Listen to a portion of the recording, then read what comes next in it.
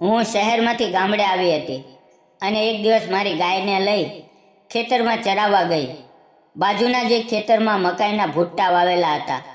મને તે ભૂટ્ટા ખાવાની ઈચ્છા થઈ, પણ એ કોઈ બીજાનું ખેતર હતું. તેથી મેં જોયું કે ત્યાં કોઈ છે કે નહીં. ત્યાં એક સુંદર યુવાન હતો. હું તેની પાસે ગઈ અને તેને પૂછ્યું, મારે મકાઈના ભૂટ્ટા ખાવા છે, શું હું થોડા ભૂટ્ટા લઈ શકું? તે સમયે ખેતરમાં ફક્ત અમે બંને જ હતા. તે મારી તરફ જોતો જ રહ્યો. નમસ્કાર મિત્રો, મારું નામ સાનિકા છે.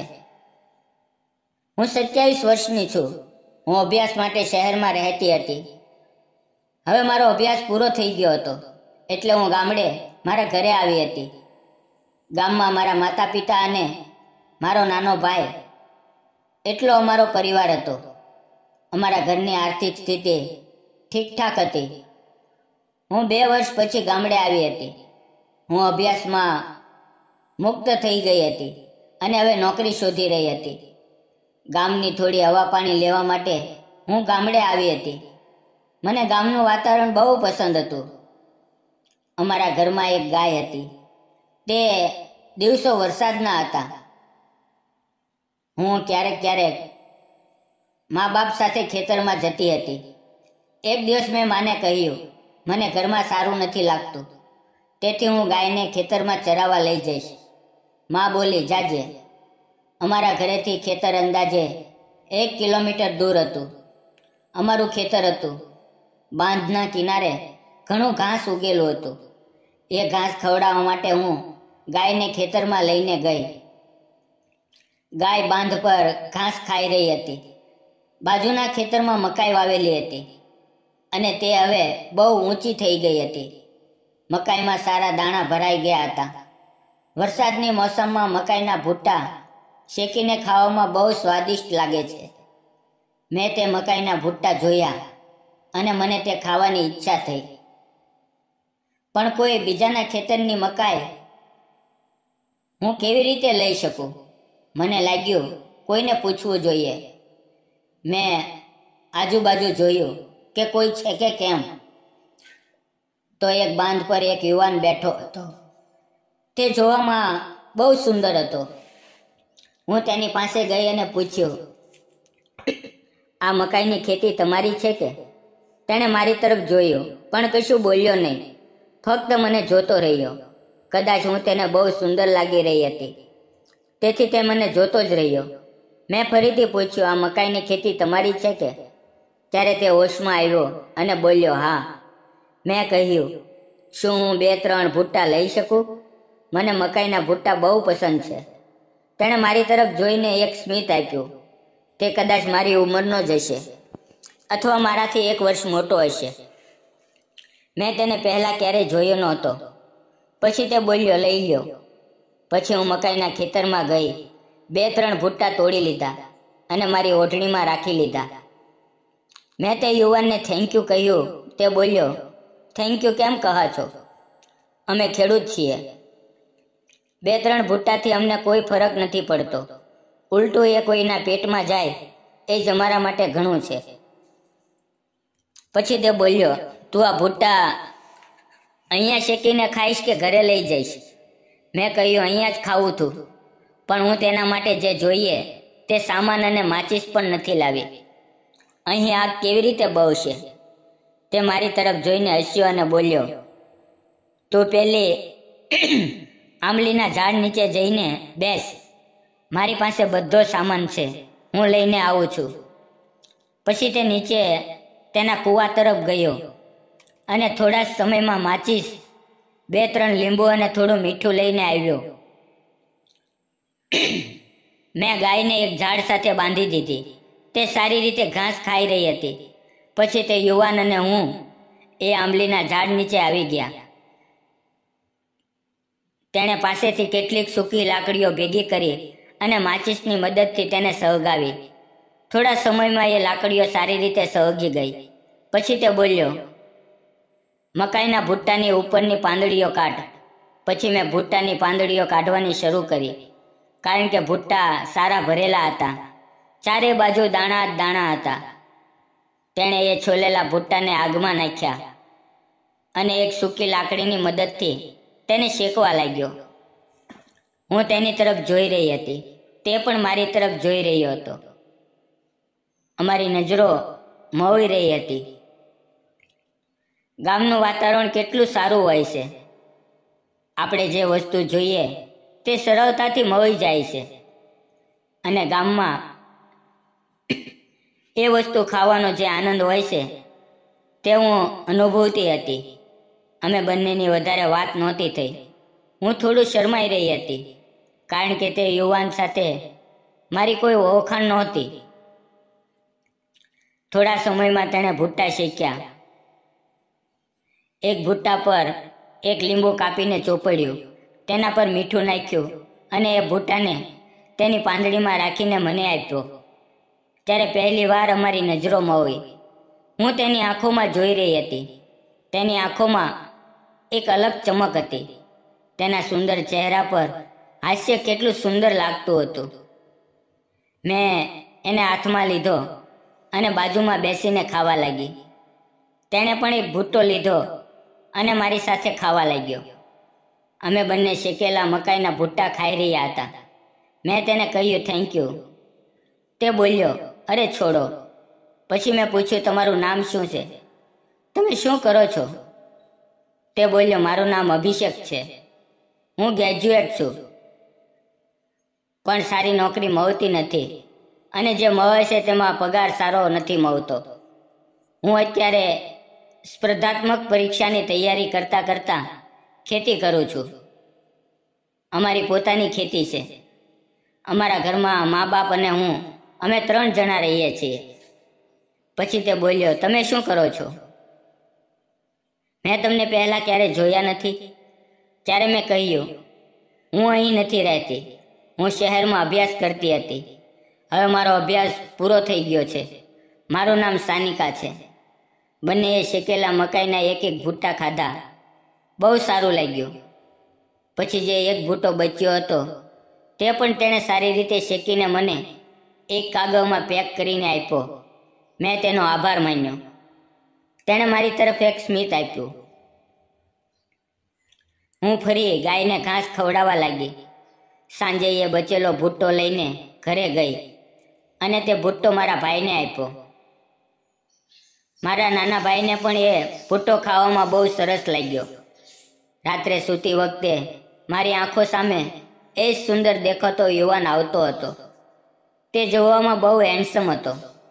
તેની વાતો પણ બહુ સારી લાગતી હતી. હવે હું રોજ ખેતરમાં ગાયને ચરાવવા લઈ જવા લાગી. વચ્ચે વચ્ચે અમારી મુલાકાત થવા લાગી.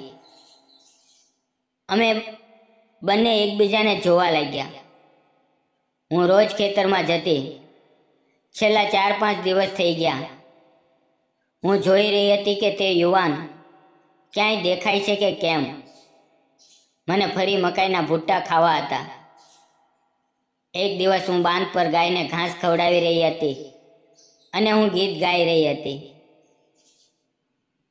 મારી પાછળ થોડી દૂર તે યુવાન ઊભો હતો. અચાનક મારું ધ્યાન પાછળ ગયું. જોયું તો તે યુવાન ઊભો હતો. હું શરમાઈ ગઈ.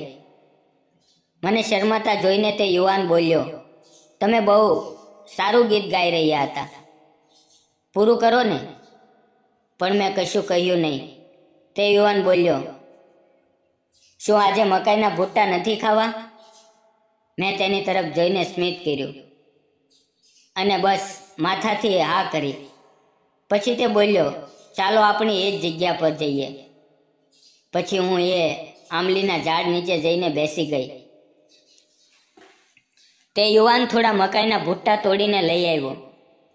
મેં તેને કહ્યું, હવે તમે કશું કરશો નહીં, બધું હું કરીશ. તે એક પથ્થર પર બેસી ગયો અને મારી તરફ જોવા લાગ્યો. મેં ઝડપથી કેટલીક સૂકી લાકડીઓ ભેગી કરી, તેને સળગાવી, મકાઈના ભૂટ્ટા છોલ્યા અને તેને એ ગરમ આગમાં શેકવા લાગી. તે યુવાન મારી તરફ જોઈ રહ્યો હતો. હું પણ તેની તરફ જોઈ રહી હતી. અમારી વચ્ચે એક અલગ જ આકર્ષણ જન્મી ગયું હતું. અમે ભૂટ્ટા પર એક લીંબુ કાપીને ચોપડ્યું, તેની પર થોડું મીઠું નાખ્યું અને અમે બંને આનંદથી ખાવા લાગી ગયા. હવે તેની સાથે મારે સારી ઓળખાણ થઈ ગઈ હતી. મને તેના વગર સારું લાગતું નહોતું અને તેને પણ મારા વગર સારું લાગતું નહોતું. એક મકાઈનો ભૂટ્ટો મેં એ આગમાં શેકવા માટે મૂકેલો હતો.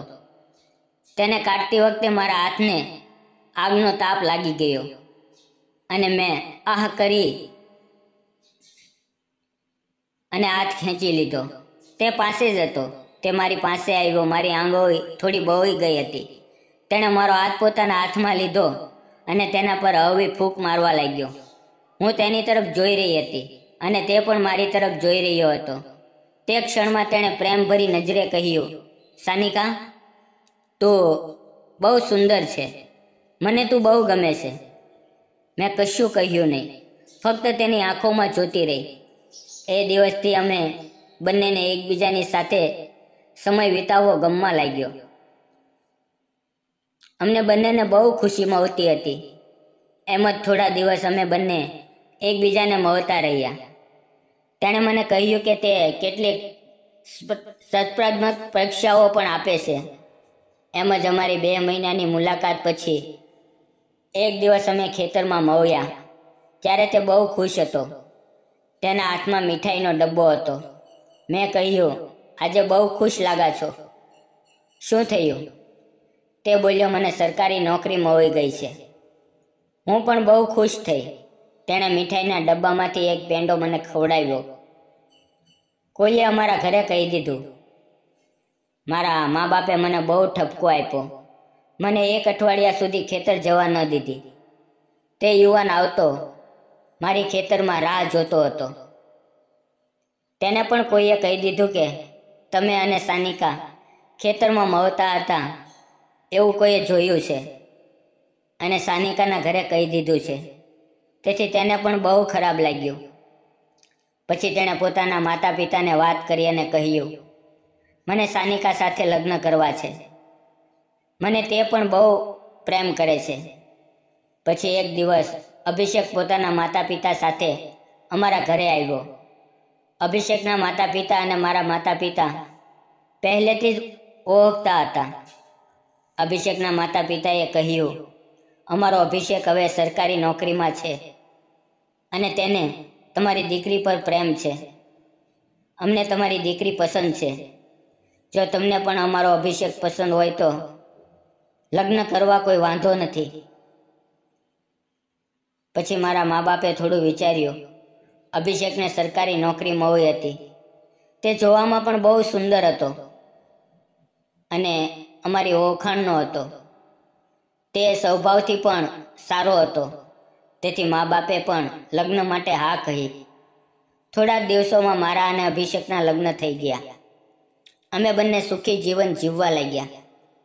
આજે પણ અમે વરસાદના દિવસોમાં મકાઈના ભૂટ્ટા ખાવા ખેતરમાં જઈએ છીએ અને અમારા એ દિવસો આજે પણ યાદ આવે છે. એકબીજાનો લાગણીસભર પ્રેમ, ખેતરમાં શેકેલા ભૂટ્ટા, ઇમલીથી ભરેલી ડાળીઓ અને એકબીજાનો મળેલો સાથ, આ બધું યાદ કરીને બહુ સારું લાગે છે. મેં અને અભિષેકે એકબીજા પર વિશ્વાસ રાખીને પ્રેમને તક આપી અને એક જીવન ઊભું કર્યું. મિત્રો, પરિસ્થિતિ ક્યારેય સંપૂર્ણ નથી હોતી, પરંતુ જો દિલથી વિશ્વાસ હોય તો જિંદગી સુંદર બની જાય છે. તેથી પ્રેમ કરો, વિશ્વાસ રાખો અને સમાજ કરતાં વધારે પોતાના દિલની અવાજ સાંભળો. નિર્ણય તમારો હોય છે. જિંદગી તમારી હોય છે. મિત્રો, આ અમારી પ્રેમ કથા તમને કેવી લાગી? જો સારી લાગી હોય તો વિડીયોને લાઈક કરો, ચેનલને સબસ્ક્રાઈબ કરો અને વિડીયોને એક નાની એવી કોમેન્ટ કરવાનું ભૂલશો નહીં. વિડીયોમાં આવેલા નામ, પાત્ર અને ઘટના ફક્ત કાલ્પનિક છે. તેનો કોઈ પણ વ્યક્તિ, જાતિ કે ધર્મ સાથે સંબંધ નથી. આ વાર્તા ફક્ત અને ફક્ત મનોરંજન માટે બનાવવામાં આવેલી છે. જો તમે પણ પોતાની વાડીએ મકાઈના શેકેલા ભૂટ્ટા ખાધા હોય તો કોમેન્ટમાં જરૂર જણાવજો કે તમે કયા ગામમાં મકાઈના ભૂટ્ટા ખાધા છે અને કોની સાથે ખાધા છે. ધન્યવાદ મિત્રો.